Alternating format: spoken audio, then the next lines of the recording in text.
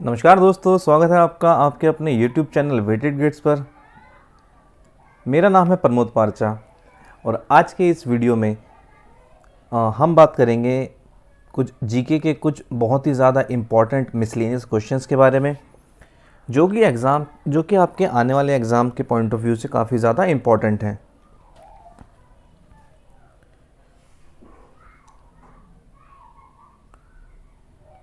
तो अगर आप इन क्वेश्चंस को रेगुलर बेसिस पे प्रैक्टिस करते हैं तो डेफिनेटली आपका जीके का सेक्शन काफ़ी ज़्यादा स्ट्रॉन्ग हो जाएगा, वो भी बहुत कम टाइम में।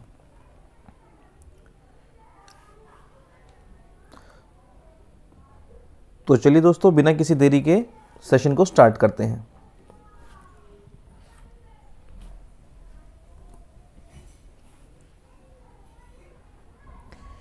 तो जैसा कि आप सभी को पता है कि हमने ये मिसलेनियस सेशन की सीरीज़ आप लोगों के लिए स्टार्ट की है, जिसकी आज दूसरी क्लास है। तो इसी सीक्वेंस में हमारा पहला क्वेश्चन है, who was the first Mughal emperor in India? Bharat में मुगल साम्राज्य का पहला शासक कौन था? काफ़ी इजी क्वेश्चन है, आप में से सभी स्टूडेंट्स को ऑलमोस्ट आता होगा।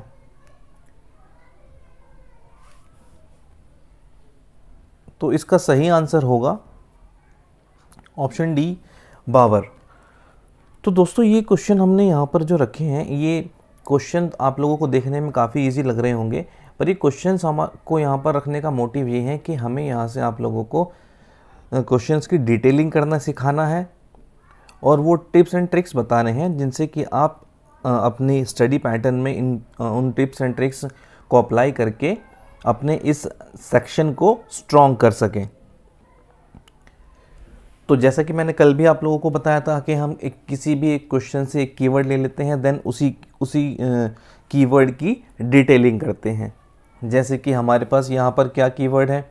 हमारे पास कीवर्ड है मुग़ल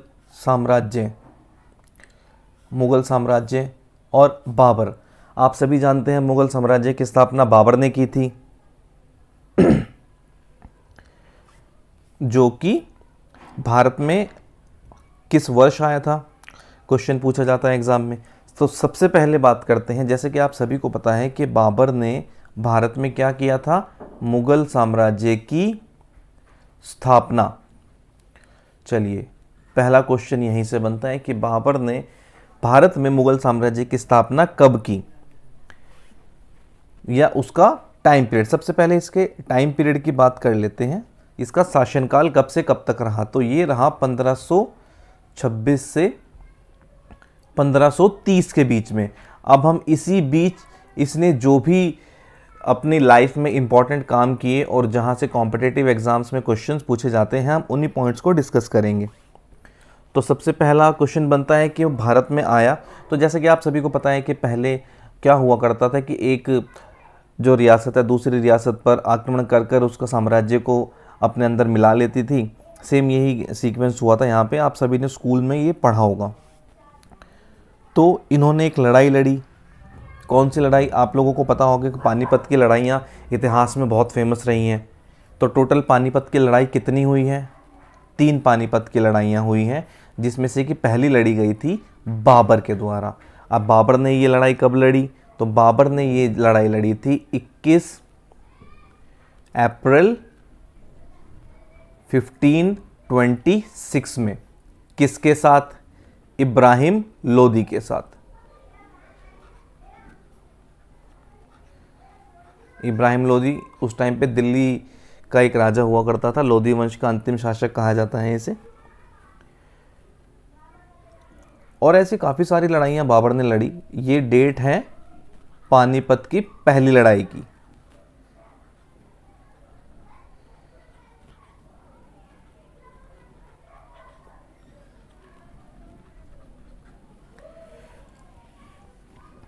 इसके बाद इसी तरह से बाबर ने और भी बहुत सारे युद्ध लड़े और भी बहुत सारी घटनाएं उससे रिलेटेड है, जहाँ से एग्ज़ाम में क्वेश्चन पूछे जाते हैं। इसी सीक्वेंस में अगला क्वेश्चन देख लेते हैं। उसने एक और लड़ाई लड़ी थी 1527 में, जो कि किस नाम से फेमस था? खानवा का युद्ध।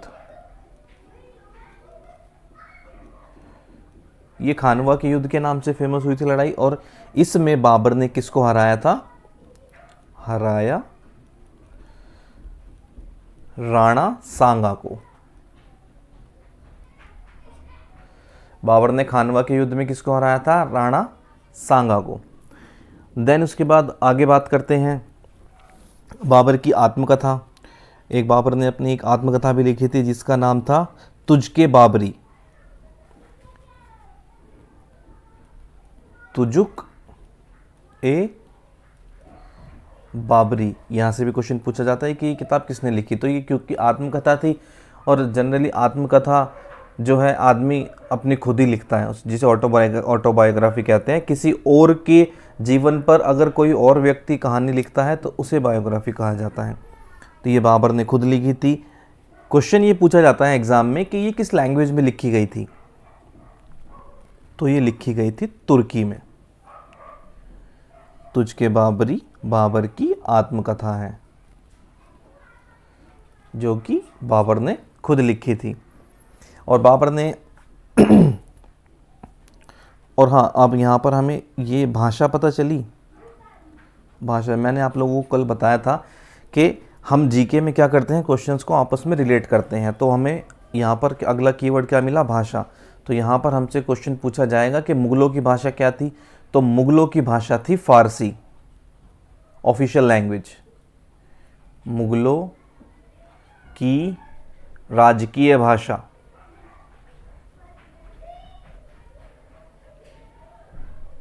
क्या थी? फारसी। ठीक है दोस्तों, अगला क्वेश्चन देखेंगे, इसी सीक्वेंस में अगला क्वेश्चन देखेंगे। जो बाबर की आत्मकथा थी जिसे बाबर ने तुर्की में लिखा था, एक व्यक्ति हुए थे जिन्होंने इसका ट्रांसलेशन किया था फारसी भाषा में, क्योंकि मुगलों की भाषा क्या थी? फारसी। तो उनका नाम क्या था जिन्होंने बाबर की आत्मकथा या तुझके बाबरी को फारसी में ट्रांसलेट किया था? इस क्वेश्चन का आंसर आप लोग भी कमेंट बॉक्स में बताते रहिए।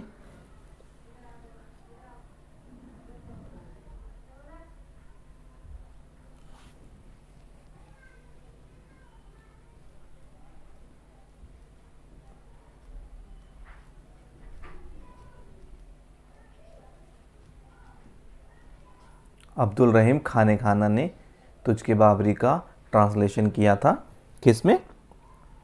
फारसी में। ठीक है। इसके अलावा बाबर ने एक और बहुत फेमस काम किया था जहां से क्वेश्चन पूछा जाता है। बाबर ने शाहरुख नाम का एक सिक्का चलाया था, चांदी का सिक्का। शाहरुख, चांदी का सिक्का। बाबर ने शाहरुख नाम से चांदी का सिक्का चलाया था। तो ये जितने भी पॉइंट मैंने आप लोगों के सामने अभी लिखे हैं, यहाँ से एग्ज़ाम में क्वेश्चन पूछे जा चुके हैं, और आने वाले एग्ज़ाम्स में भी अगर इस टॉपिक को उठाया जाता है तो यहाँ से क्वेश्चन ज़रूर पूछा जाएगा। और इन क्वेश्चंस को इस सीक्वेंस में अरेंज किया गया है कि आप अगर इनको ध्यान से पढ़ लेते हैं तो कोई भी एक पॉइंट देखते ही आपको सभी के सभी क्वेश्चंस रिकॉल होने लग जाएंगे। तो आई होप ये आप समझ गए होंगे। चलिए आगे चलते हैं, नेक्स्ट क्वेश्चन देखते हैं। लोकसभा में या पार्लियामेंट में नॉर्मली एक साल में कितने सेशन होते हैं? आप सभी को पता होगा, हमारी पार्लियामेंट जिसे लेजिस्लेचर कहा जाता है, जो सेंटर के लिए कानून बनाने का काम करती है और जिसके दो सदन होते हैं, लोकसभा एंड राज्यसभा। तो पार्लियामेंट में एक साल के अंदर कितने सेशन होते हैं जनरली? मैं आपको बताऊंगा कि एक क्वेश्चन और पूछा जाता है यहाँ से, तो इसका सही आंसर क्या होगा आप लोग कमेंट बॉक्स में बताइए। इसका सही आंसर होगा ऑप्शन ए। एक साल के अंदर पार्लियामेंट में जनरली 3 सेशन होते हैं, जो कि बजट, मॉनसून एंड विंटर, इन नामों से हम इन्हें जानते हैं। ठीक है। और अगला क्वेश्चन अगर पूछा जाए कि मिनिमम, यहाँ जैसे नॉर्मली लिखा था तो नॉर्मली की जगह पूछा जाए मिनिमम कितने सेशन हो सकते हैं, तो मिनिमम हो सकते हैं 2। ठीक है। चलिए अब देखते हैं कि हमें पार्लियामेंट से रिलेटेड या लोकसभा से रिलेटेड हमसे एग्ज़ाम्स में क्या क्या क्वेश्चन पूछे जाते हैं और उनको इस सीक्वेंस में अरेंज करेंगे जिससे कि आप लोगों को ये क्वेश्चन ईजिली याद रह सकें। पहला क्वेश्चन देखते हैं। हाँ जी, अभी मैं आप लोगों को क्वेश्चन बताऊंगा, आप लोगों से क्वेश्चन पूछूंगा, इसका आंसर आप कमेंट बॉक्स में बताइएगा।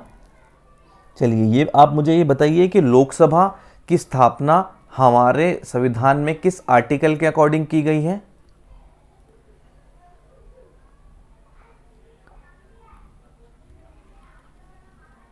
आर्टिकल 81। मैं एक सीक्वेंस बता देता हूं यहां आप लोगों को। Article 79, article 80 and article 81। 79 होता है हमारा संसद, 80 होता है हमारा राज्यसभा और 81 लोकसभा।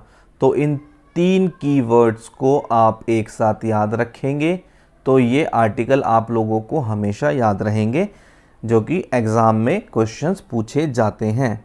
आप कभी किसी प्रीवियस ईयर के एग्ज़ाम के क्वेश्चंस को पढ़ेंगे तो ये पॉलिटी से रिलेटेड आपको ये क्वेश्चन जनरली मिल जाएगा एग्ज़ाम में।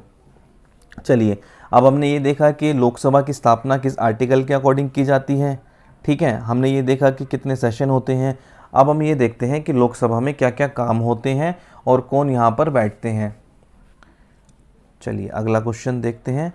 एक बहुत इम्पॉर्टेंट क्वेश्चन आता है लोकसभा से रिलेटेड जो कि है मनी बिल। सबसे पहले तो आप लोग यहाँ मनी बिल का आर्टिकल बताएंगे। मनी बिल का आर्टिकल होता है 110। देन उसके बाद मनी बिल कहाँ पेश किया जाता है, कहाँ लाया जाता है? तो मनी बिल हमेशा पेश किया जाता है लोकसभा में। कहाँ पर? हमेशा लोकसभा में पेश किया जाता है।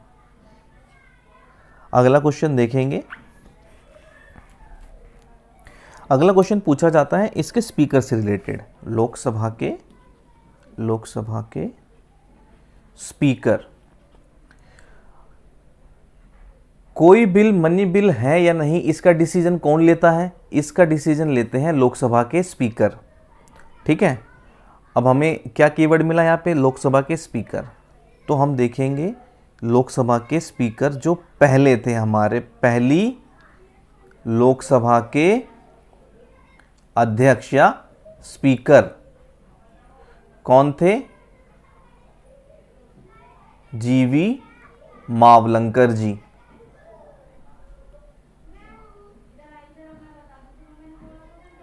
अगला लोकसभा के अध्यक्ष से रिलेटेड क्वेश्चन क्या पूछा जाता है? एक तो जनरली हमसे पहला अध्यक्ष पूछ लेते हैं, देन उसके बाद पूछ लेते हैं कि वर्तमान में अध्यक्ष कौन है या फिर पहली महिला अध्यक्ष कौन थी। तो पहली महिला अध्यक्ष इनकी रही हैं महिला अध्यक्ष। पहली महिला अध्यक्ष रही हैं मीरा कुमार। और प्रेजेंट में कौन है?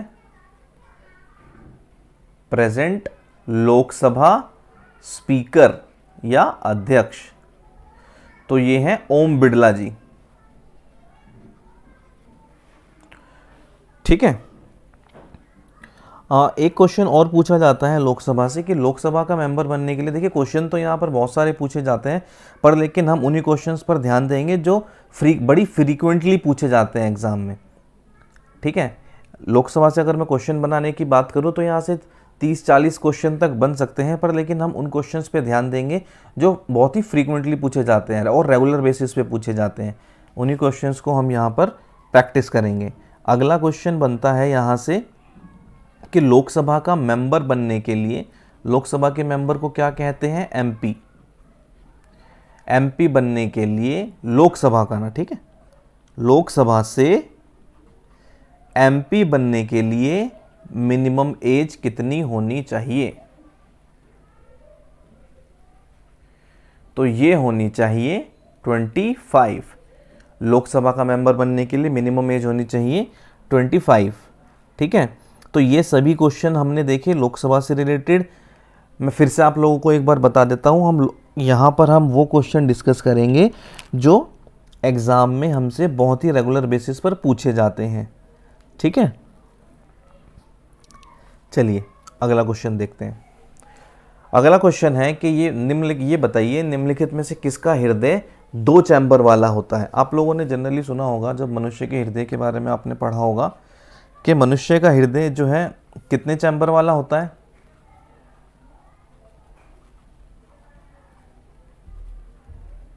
हृदय, इसके टोटल 4 चैम्बर होते हैं। ठीक है, मनुष्य के हृदय में पाया जाता है 4 चैम्बर। तो इसीलिए हमसे ये क्वेश्चन पूछा जाता है कि अलग अलग जीव या जंतुओं के नाम देकर कि इनमें से किसका हृदय 2 चैम्बर वाला होता है, या 3 चैम्बर वाला होता है, या 4 चैम्बर वाला होता है। 4 चैम्बर वाले तो सभी को पता है कि मनुष्य का हृदय जो है 4 चैम्बर वाला होता है। अगला हम देखते हैं, अब यहाँ पे हम बात करेंगे कि वह इन चारों में से किसका हृदय 2 चैम्बर वाला होता है। तो इसका सही ऑप्शन होगा, आंसर होगा ऑप्शन बी, मछली का हृदय जो है वो होता है 2 चैम्बर वाला। ठीक है, और अगर हम बात करें, चलिए मैं आपको एक सीक्वेंस बता देता हूं 2, 3 और 4 का। ठीक है, तो मछली फिश का हृदय जो है वो कितने चैम्बर वाला होता है, 2। देन आते हैं आपके एम्फीबियंस, एम्फीबियंस का हृदय होता है 3 चैम्बर वाला। एम्फीबियंस कौन होते हैं, ऐसे जीव या ऐसे जंतु जो पानी में भी रहते हैं और धरती पर भी इजीली रह लेते हैं या सरवाइव कर लेते हैं, उन्हें एम्फीबियन कहा जाता है। उनका हृदय होता है 3 चैम्बर वाला। एंड ह्यूमंस के बारे में तो आप सभी को पता है कि उसका हृदय 4 चैम्बर वाला होता है। ठीक है, तो हमारे पास यहाँ पर मैं आप लोगों को क्या ट्रिक सिखाना चाह रहा हूँ कि हमारे पास यहाँ पर क्या कीवर्ड है, हमारे पास यहाँ पर कीवर्ड है हार्ट। ठीक है, आपको ये समझना होगा कि क्वेश्चन का कीवर्ड क्या है। हमारे पास जैसे यहाँ कीवर्ड है, अगर आपने ये समझना सीख लिया कि इस क्वेश्चन का कीवर्ड क्या है, तो आप बहुत इजीली इस ट्रिक को सीख पाएंगे और बहुत ही कम टाइम में इस सब्जेक्ट में बहुत अच्छी पकड़ बना पाएंगे। ठीक है, तो चलिए हमारे पास, जैसे कि मैंने अभी बताया कि हमारे पास यहाँ कीवर्ड था हार्ट, तो यहाँ से क्वेश्चन देखते हैं कि क्या क्या बनते हैं। सबसे पहले बात करते हैं कि दिल किन मसल्स का या किन टिश्यू का बना होता है। तो ये बना होता है कार्डियक मसल का। कौन सी मसल्स का, कार्डियक मसल्स का। ठीक है, कार्डियक टिश्यू का बना होता है। हमारी बॉडी में अलग अलग ऑर्गन है जो कि अलग अलग टिश्यूज से मिलकर बने हैं, जैसे कि हमारा दिल कार्डियक मसल्स का या कार्डियक टिश्यूज का बना है, हमारा लिवर हेपेटिक टिश्यू का बना है, हमारी किडनीज जो है नेफ्रॉन सेल की बनी हुई हैं। इसी तरह से बायोलॉजी में इन टॉपिक से भी क्वेश्चन पूछे जाते हैं। जो इन क्वेश्चंस की डिटेलिंग हम तब करेंगे जब ये क्वेश्चन हमारे सामने होंगे। अभी हम फिलहाल बात कर लेते हैं हार्ट के बारे में। ठीक है, क्योंकि ये कार्डियक मसल का बना होता है, इसीलिए दिल के डॉक्टर को क्या कहा जाता है, cardiologist. Cardiologist and study of heart, इसके अध्ययन के बारे में, इसके अध्ययन को क्या कहते हैं, कार्डियोलॉजी। ठीक है, और यहाँ पर मैं आपको एक बात और बताता हूँ कि हमारे शरीर के अंदर जितने भी ऑर्गन हैं वो सभी के सभी एक बैग के अंदर फिक्स रहते हैं। ठीक है, एक तरह की झिल्ली होती है जिसके अंदर वो सेफ रहते हैं। जैसे कि हमारा ब्रेन भी एक झिल्ली के अंदर सेफ होता है, हमारी किडनीज, लंग्स एंड हम इसी तरह से हमारा दिल भी एक झिल्ली के अंदर या एक बैग के अंदर सेफ होता है, जिसे क्या बोलते हैं, बताइए उसको क्या कहा जाता है, पैराकार्डियम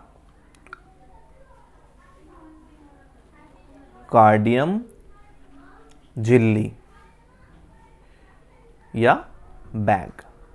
एक तरह का बैग होता है ये, काइंड ऑफ बैग। ठीक है, अब देखिए यहाँ से और क्या क्या क्वेश्चन बन सकते हैं। एक और क्वेश्चन यहाँ से एग्ज़ाम में बहुत ही फ्रीक्वेंटली पूछा जाता है। एक क्या होता है ना कि किसी भी एक ऑर्गन से संबंधित बीमारी का नाम हमें दे दिया जाता है एग्ज़ाम में, और हमसे ये पूछा जाता है कि ये बताइए इस बीमारी से रिलेटेड इन चारों में से कौन सा टेस्ट है जो इस बीमारी से रिलेट करता है। या फिर हमें उस टेस्ट का नाम दे दिया जाता है और ये पूछा जाता है कि ये टेस्ट इन चारों में से किस बीमारी के लिए किया जाता है। ठीक है, इस टाइप से क्वेश्चन पूछे जाते हैं एग्ज़ाम में काफ़ी बार। तो हमारे पास यहाँ एक टेस्ट है जिसका नाम है EEG। ये EEG का टेस्ट कौन से ऑर्गन की बीमारी का पता लगाने के लिए किया जाता है, ये एग्ज़ाम में क्वेश्चन पूछा गया है बहुत बार। तो ये है हमारे हार्ट की बीमारी का पता लगाने के लिए या इसके अध्ययन के लिए। ठीक है, EEG टेस्ट किया जाता है जिसे इलेक्ट्रोकार्डियोग्राम कहते हैं। EEG की फुल फॉर्म होती है इलेक्ट्रोकार्डियोग्राम। ठीक है, तो आई होप आप यहाँ तक समझ गए होंगे।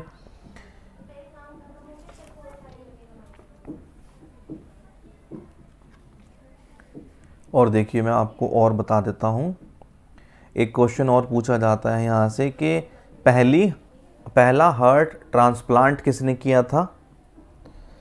ये क्वेश्चन एग्ज़ाम में बहुत बार पूछा गया है। तो ये किया था क्रिश्चियन बर्नार्ड ने। किसने? क्रिश्चियन बर्नार्ड ने। ठीक है, और क्योंकि हमारी पूरी बॉडी दिल के फंक्शन पर डिपेंड करती है और दिल बेसिकली क्या काम करता है, ये एक पंप का काम करता है, जो कि किसे पंप करता है? ब्लड को। और ब्लड को बहने के लिए, फ्लो करने के लिए हमारे शरीर में दो तरह की नसें हैं जिन्हें हम क्या कहते हैं? धमनी या शिराएं। इसे इंग्लिश में आर्टरी एंड वेन्स कहते हैं। ठीक है, तो ये मैंने आप लोगों को सीक्वेंस जो बताया है, इस सीक्वेंस में इन क्वेश्चंस को याद रखिएगा क्योंकि ये आपसे आने वाले एग्जाम्स में डेफिनेटली पूछे जाएंगे। ओके, बड़ा इजी पैटर्न था, सभी क्वेश्चन आप लोगों को याद रहेंगे। हमारे पास क्वेश्चन से कीवर्ड मिला हमें हार्ट के बारे में हमने जाना कि वो कौन से मसल्स का बना होता है, तो वो कार्डियक मसल का बना होता है। देन उसके बाद हमने देखा कि हार्ट स्पेशलिस्ट को क्या कहते हैं? कार्डियोलॉजिस्ट। और इसकी स्टडी को क्या कहते हैं? कार्डियोलॉजी। और दिल जो है एक बैग के अंदर या एक झिल्ली के अंदर सेफ रहता है जिसे पैराकार्डियम झिल्ली कहते हैं। और इसकी हेल्थ का पता लगाने के लिए या इससे रिलेटेड बीमारियों का पता लगाने के लिए कौन सा टेस्ट किया जाता है? तो EEG टेस्ट किया जाता है। ठीक है, पहला हार्ट ट्रांसप्लांट किसने किया था? लिख देता हूं मैं यहाँ पर, ट्रांसप्लांट किया किसने? क्रिश्चियन बर्नार्ड ने। किसने किया था? क्रिश्चियन बर्नार्ड ने। ठीक है, चलिए अगला क्वेश्चन देखते हैं। अगला क्वेश्चन है, देखिए मैंने आप लोगों को एक ट्रिक बताई थी कि क्वेश्चन जो है जनरल नॉलेज में आप ज़्यादा से ज़्यादा क्वेश्चन तभी याद रख पाएंगे जब आप इनको आपस में रिलेट करके रखेंगे। इसीलिए अभी क्योंकि आप इस ट्रिक को सीखने के लिए बड़े बेसिक लेवल पे हैं, तो क्वेश्चन मैंने आप लोगों के लिए इसी सीक्वेंस में लगाए हैं ताकि आप इस ट्रिक को ईजिली सीख पाएँ। ठीक है, अभी यहाँ पर देखिए हमने किसके बारे में बात की? हमने यहाँ पर बात की ह्यूमन हार्ट के बारे में। ठीक है, तो अब यहाँ पर हम बात करेंगे कहाँ? बात वही होगी, थोड़ा सा टॉपिक चेंज हो जाएगा। हम यहाँ पर ह्यूमन हार्ट के बारे में बात करेंगे जिसमें कि हम क्या डिस्कस करेंगे? हम डिस्कस करेंगे कि मनुष्य के हृदय के कौन से हिस्से में ऑक्सीजन वाला ब्लड पाया जाता है। ठीक है,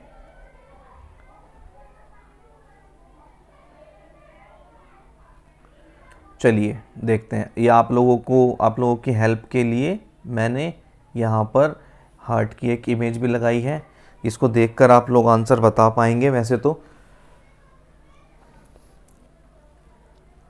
देखिए मैंने आप लोगों को ही बताया था कि मनुष्य के हृदय में कितने चैम्बर होते हैं? टोटल 4 चैम्बर होते हैं। ठीक है, तो वो 4 चैम्बर कौन से हैं? वो 4 चैम्बर हैं ये 1, 2, 3 एंड 4, जिन्हें बोलते हैं दाया आलिंद, दाया निलय या बाया आलिंद, बाया निलय। ऊपर के हिस्से को कहा जाता है क्या? आलिंद। और नीचे के हिस्से को कहा जाता है निलय। ये दोनों साइड एक ही जैसा होता है, आलिंद, और नीचे का हिस्सा क्या कहलाएगा? निलय। ठीक है, और राइट और लेफ्ट का डिफरेंस हो जाता है बस कि राइट दाया आलिंद या बाया आलिंद या दाया निलय बाया निलय। आलिंद को इंग्लिश में कहते हैं आ से आलिंद और आ से एट्रियम, ठीक है, ना से निलय और वी से वेंट्रिकल।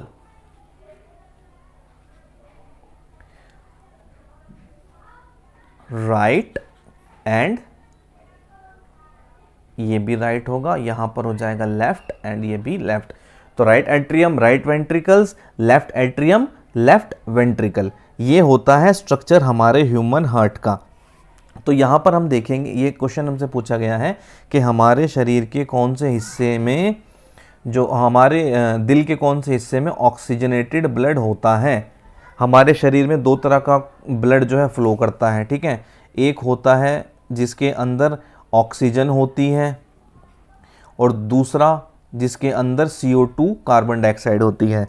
तो ऑक्सीजन कौन सी, और हमारे शरीर के अंदर ब्लड को फ्लो करने के लिए दो तरह की नसें होती हैं। पहली होती हैं धमनियाँ, जो कि मैंने आपको पीछे ही बताया था। दूसरी होती हैं शिराएं, इसे आर्टरी एंड इन्हें कहा जाता है वेन्स। ओके, एक को आर्टरी और दूसरे को कहा जाता है वेन्स। तो आर्टरीज के अंदर कौन सा ब्लड पाया जाता है, ऑक्सीजनेटेड ब्लड, एंड वेन्स के अंदर कौन सा ब्लड पाया जाता है, कार्बोनेटेड ब्लड, ठीक है। जिस खून के अंदर ऑक्सीजन मिली होती है उसका कलर कैसा होता है, रेड। तो देखिए ये आप देख पा रहे हैं यहाँ पर रेड कलर।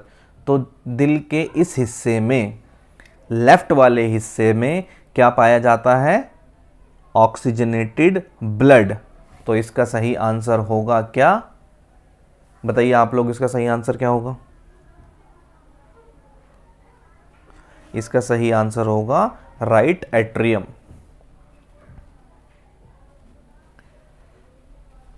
ठीक है, अभी इससे रिलेटेड मैं और आप लोगों को क्वेश्चन बताता हूं कि जैसे कि मैंने आप लोगों को यहाँ बताया था कि ब्लड को फ्लो करने, दो तरीके का ब्लड फ्लो करता है हमारी बॉडी में, ऑक्सीजनेटेड और कार्बन डाइऑक्साइड वाला।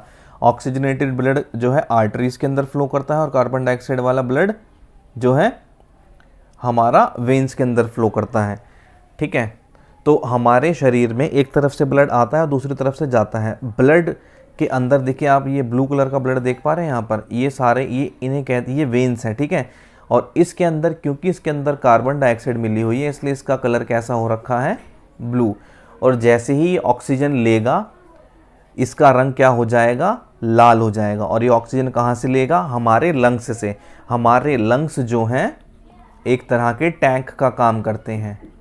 उस टैंक के अंदर क्या स्टोर होता है, ऑक्सीजन, ठीक है। जैसे ही ब्लड के अंदर ऑक्सीजन मिल जाती है, ब्लड प्लस ऑक्सीजन, देन उसका कलर क्या हो जाता है, रेड। ओके, जैसे ही ब्लड के अंदर ऑक्सीजन मिलती है उसका कलर कैसा हो जाता है, उसका कलर हो जाता है रेड। उससे पहले उसका कलर होता है ब्लू। और हाँ, एक बात और यहाँ पर मैं आप लोगों को बताऊंगा, जितनी भी धमनियाँ होती हैं वो हमारे शरीर में ऊपर की तरफ होती हैं, सॉरी वो हमारे शरीर में अंदर की तरफ होती हैं या गहराई में होती हैं, अंदर या गहराई में, ठीक है। और जो शिराएं होती हैं, शिराएं जो होती हैं ये हमारे शरीर में ऊपर की तरफ पाई जाती हैं। या आप लोग देख भी पाएंगे, हम अपनी कलाई पर घड़ी बांधते हैं तो हमारी रिस्ट के इनर साइड पर हमें छोटी छोटी ग्रीन कलर की नसें नज़र आती हैं, वो नसें हैं शिराएं। और वो ग्रीन इसलिए नज़र आती हैं क्योंकि उनके अंदर कार्बन डाइऑक्साइड वाला ब्लड है। या आप एक्सपेरिमेंट घर पे भी, छोटा सा एक्सपेरिमेंट घर पे करके भी देख सकते हैं फिजिकली, ठीक है। जहाँ पर हम रिस्ट बांधते हैं, हम अपनी कलाई पर जहाँ हम घड़ी बांधते हैं, रिस्ट की इनर साइड पे आप लोगों को छोटी छोटी ग्रीन कलर की जो है नसें नज़र आएंगी, वो है हमारी शिराएं।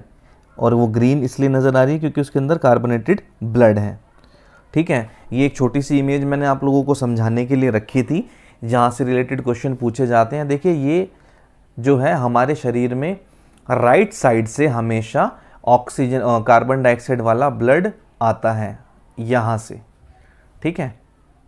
ये जो देख रहे हैं आप, inferior vena cava and superior vena cava, superior मतलब ऊपर एंड इंफीरियर मतलब नीचे।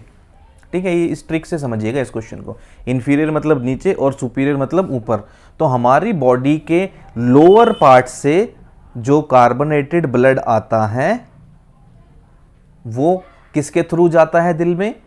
इंफीरियर वेना कावा के। और हमारे शरीर के ऊपर के हिस्से से, जैसे हमारे दिमाग से, हमारे हाथों से, हमारे चेस्ट, दिमाग से, हाथों से, यहाँ से ब्लड, कार्बन डाइऑक्साइड वाला ब्लड किसके थ्रू जाता है दिल में, हार्ट में?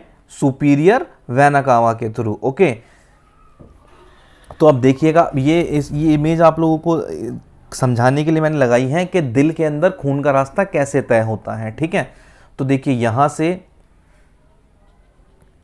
यहां से ब्लड आएगा, ये ब्लड आया यहां से आने के बाद ये ऊपर का हिस्सा मैंने आप लोगों को क्या बताया था? Right atrium. ये देखिए, ये लिखा राइट एट्रियम ऊपर का हिस्सा है, ये हिस्सा राइट एट्रियम हुआ। देन उसके बाद राइट वेंट्रिकल, नीचे का हिस्सा कहलाता है निलय, जिसे इंग्लिश में वेंट्रिकल कहते हैं। ठीक है, देन उसके बाद यहां से ये मूव करता हुआ कहाँ गया? हमारे लंग्स में। ये ब्लड आ गया लंग्स में, और लंग्स के अंदर यहां पर क्या स्टोर है? ये एक टैंक है, मैंने आपको बताया था अभी। और इस टैंक के अंदर क्या स्टोर है? इस टैंक के अंदर स्टोर है ऑक्सीजन। इसने यहां से ऑक्सीजन ली, ऑक्सीजन लेने के बाद ये यहाँ से ट्रैवल कर गया वापस हमारे दिल के अंदर। ठीक है, और ये ऊपर का हिस्सा क्या कहलाता है? ऊपर का हिस्सा ये देखिए क्या कहलाएगा? Left atrium. उल्टे दिल में उल्टी तरफ का ऊपरी हिस्सा लेफ्ट एट्रियम, और नीचे का हिस्सा क्या कहलाएगा? लेफ्ट वेंट्रिकल मतलब निलय, एंड एट्रियम मतलब आलिंद। ठीक है, ये है दिल के अंदर तरीका मूव करने का। ये जो मैंने आपको प्रोसेस यहां पर बताया है, सेम यही प्रोसेस यहां पर भी फॉलो होता है। ये देखिए, ये ब्लड का स्ट्रक्चर है। ये आने के बाद एक यहां से और दूसरा यहां से फॉलो करता है। यहां से इन्होंने ऑक्सीजन ली और ये ऑक्सीजन लेने के बाद वापस गए।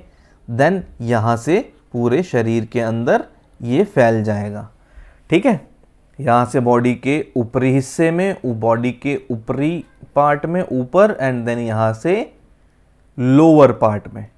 तो आई होप आप इस इमेज से ये समझ गए होंगे कि दिल के अंदर खून आने के बाद उसका रास्ता कैसे बनता है। काफ़ी इजी लैंग्वेज में मैंने आपको समझाने की कोशिश की है। तो मैंने आप लोगों को क्या बताया था कि आर्टरीज जो हैं, आर्टरीज के अंदर किस तरह का ब्लड होता है? Oxygenated blood. ठीक है, और वेन्स के अंदर किस तरह का ब्लड होता है? Carbonated blood.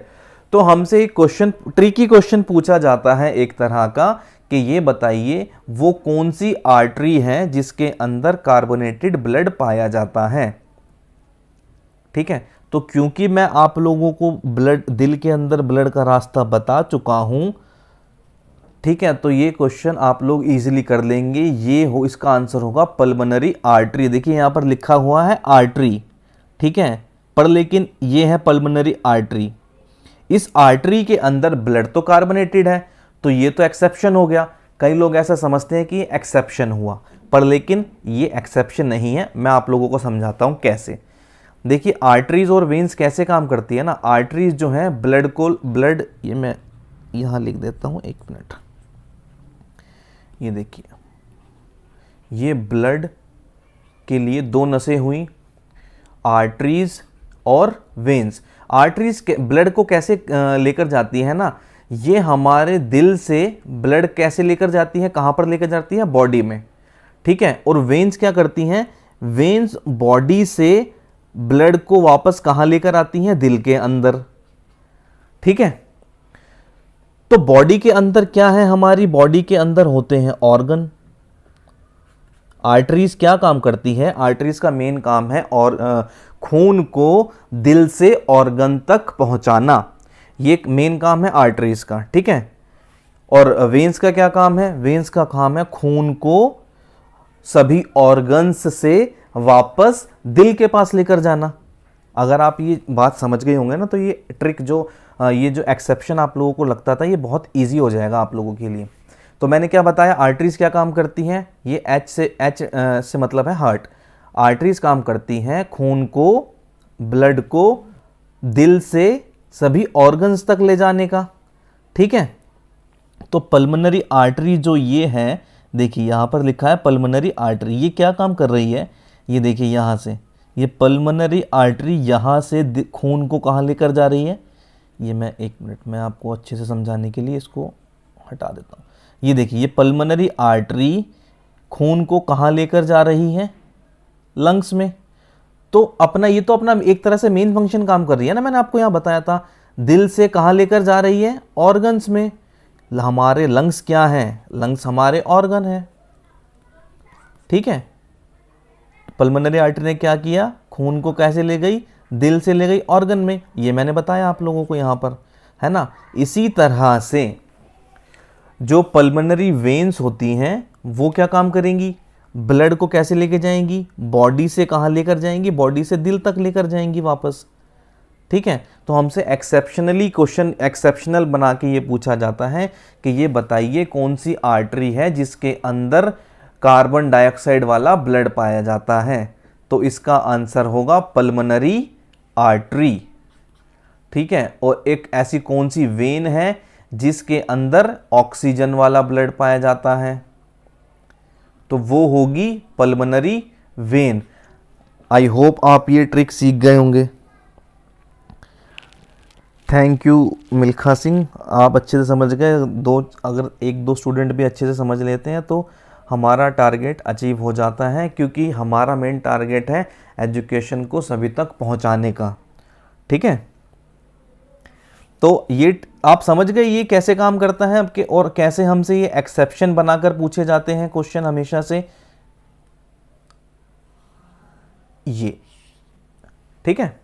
चलिए अब हम देख लेते हैं अगला क्वेश्चन। तो यहां पर हमारा अगला क्वेश्चन क्या है, हमारा अगला क्वेश्चन है which of the following blood groups is called universal receiver. Very good, ये बहुत अच्छा क्वेश्चन है एक। चलिए देखिए यहाँ से हम इसके ये कीवर्ड क्या मिला हमें, ब्लड ग्रुप्स, ये हमारा कीवर्ड है। और यहाँ से अब हम इसके क्वेश्चन बनाना सीखते हैं। तो सबसे पहले तो हम बात करते हैं ब्लड ग्रुप्स की बात आती है तो ब्लड ग्रुप्स किस में होते हैं, ब्लड के अंदर। और ब्लड सर्कुलेशन की खोज किसने की थी, ब्लड सर्कुलेशन की खोज की थी विलियम हार्वे ने, ठीक है। ब्लड सर्कुलेशन की खोज की थी। तो टोटल कितने ब्लड ग्रुप्स होते हैं मैं आपको बताता हूं। टोटल ब्लड ग्रुप्स होते हैं 4। इस 4 को हम कैसे डिवाइड करते हैं, blood group A, blood group B, blood group C, sorry blood group A, blood group B, A B and blood group O. ये टोटल 4 तरह के ब्लड ग्रुप होते हैं। यहाँ अभी हम पॉजिटिव नेगेटिव की बात नहीं करेंगे। अगर पॉजिटिव और नेगेटिव को टोटल काउंट कर दिया जाए, पॉजिटिव मैं बता देता हूँ यहाँ पर आप लोगों को, अगर हम पॉजिटिव एंड नेगेटिव को काउंट कर दें तो टोटल 8 ब्लड ग्रुप हो जाते हैं, ठीक है। कैसे, मैं अभी समझाता हूँ। मैंने आपको यहाँ बताया कि टोटल 4 ब्लड ग्रुप होते हैं हमारे, ए बी एंड ओ, ठीक है। अब ये कैसे डिवाइड होते हैं, कैसे इनको अलग अलग किया जाता है, देखिए मैं समझाता हूँ आपको बहुत ही इजी लैंग्वेज में। इस क्वेश्चन का आंसर पहले मैं बता देता हूँ आपको। इस क्वेश्चन का आंसर होगा blood group A B positive, ठीक है। ब्लड ग्रुप जो ओ होता है उसको कहा जाता है universal donor, and blood group A B को कहा जाता है यूनिवर्सल एक्सेप्टर, ओके। अब यहाँ हम देखते हैं कि ये 4 ब्लड ग्रुप जो मैंने आपको बताया ये कैसे डिसाइड होते हैं। देखिए ब्लड के अंदर 2 चीज़ें पाई जाती हैं, क्या, एक तो एंटीजन एंड दूसरा एंटीबॉडी। 2 चीज़ें मेन होती हैं, एंटीजन एंड एंटीबॉडी। अब कौन सा ब्लड ग्रुप होगा हमारा, ये डिसाइड कौन करता है, ये डिसाइड करते हैं हमारे एंटीजन, ठीक है। एंटीजन भी होते हैं 2 तरह के, ए एंड बी, और हमारे जो हैं एंटीबॉडी भी होती हैं 2 तरह की, ए एंड बी। ये भी हुए हमारे एंटीजन भी क्या हुए, ए एंड बी 2 तरह के, और एंटीबॉडी भी हुई, दो तरह की, ए एंड बी। पर लेकिन हमारा ब्लड ग्रुप डिसाइड कैसे होता है कि किस व्यक्ति का ब्लड ग्रुप क्या होगा? तो ये डिसाइड करता है कौन? ये डिसाइड करते हैं हमारे एंटीजन।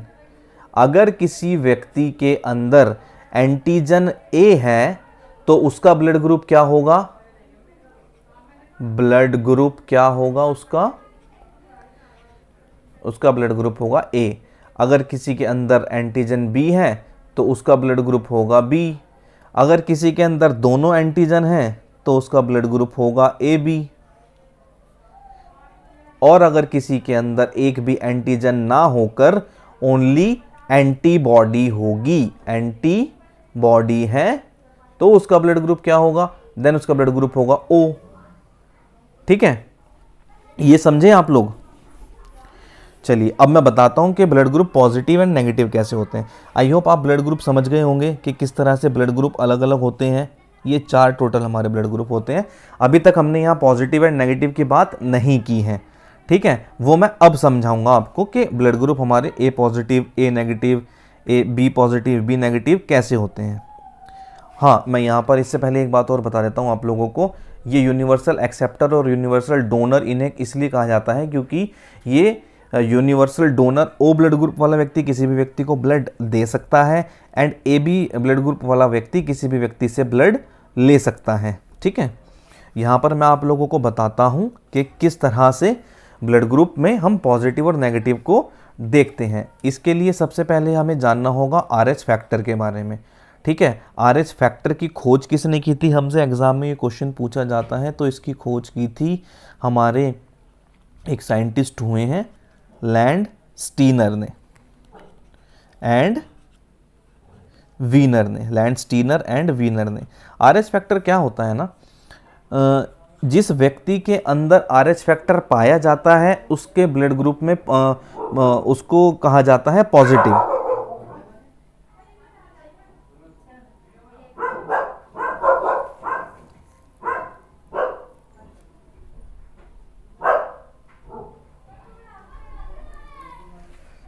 और जिस व्यक्ति के ब्लड में आरएच फैक्टर, जहां आरएच फैक्टर होगा उसको पॉजिटिव कहा जाएगा, जहां आरएच फैक्टर नहीं होगा उसे कहा जाएगा नेगेटिव। फॉर एग्जाम्पल, तो अब टोटल ब्लड के अंदर कितनी चीजें हुई? ब्लड के अंदर टोटल 3 चीजें हुई। क्या? पहला एंटीजन, दूसरा एंटीबॉडी एंड तीसरा आरएच फैक्टर। ठीक है, एंटीजन हमारे जो ब्लड ग्रुप हैं किससे डिसाइड होते हैं? Decide blood groups. ठीक है, ये क्या करते हैं? ये ब्लड ग्रुप को डिसाइड करते हैं। एंटीबॉडी का रोल नॉर्मल है। हाँ, अच्छा हाँ, एक बात और, अगर किसी व्यक्ति के अंदर, मैंने आपको बताया ए बी एंटीजन है, किसी व्यक्ति का ब्लड ग्रुप है ए, तो ये डिसाइड किससे हुआ? ये डिसाइड हुआ एंटीजन से। ठीक है, अब क्योंकि उसके अंदर एंटीजन ए है तो उसके अंदर एंटीबॉडी कौन सी होगी? इसके अंदर एंटीबॉडी पाई जाएगी बी। ये हमेशा वाइस वर्सा में चलते हैं। एंटीजन होगा ए और एंटीजन होगा ए और एंटीबॉडी कौन सी होगी? बी। ये होता है कॉम्बिनेशन किसका? हमारे ब्लड का। और अगर इसमें हम आरएच फैक्टर ऐड कर देते हैं तो वो हो जाता है पॉजिटिव। फॉर एग्जाम्पल, किसी व्यक्ति का ब्लड ग्रुप बी है, ठीक है, तो उसके अंदर, मैं यहाँ पर अच्छे से समझाता हूँ आप लोगों को, ब्लड ग्रुप है बी पॉजिटिव, तो इसके अंदर क्या होगा? एंटीजन कौन सा होगा? Antigen B. और एंटीबॉडी कौन सी होगी? एंटीबॉडी होगी ए। और क्योंकि ये पॉजिटिव है तो आरएच फैक्टर यहां पर प्रेजेंट रहेगा। ठीक है, इसी तरह से अगर किसी व्यक्ति का ब्लड ग्रुप है एक इसी तरह से अगर किसी व्यक्ति का ब्लड ग्रुप है AB तो उसके अंदर दोनों ही एंटीजन पाए जाएंगे, एंटीजन A और एंटीजन B।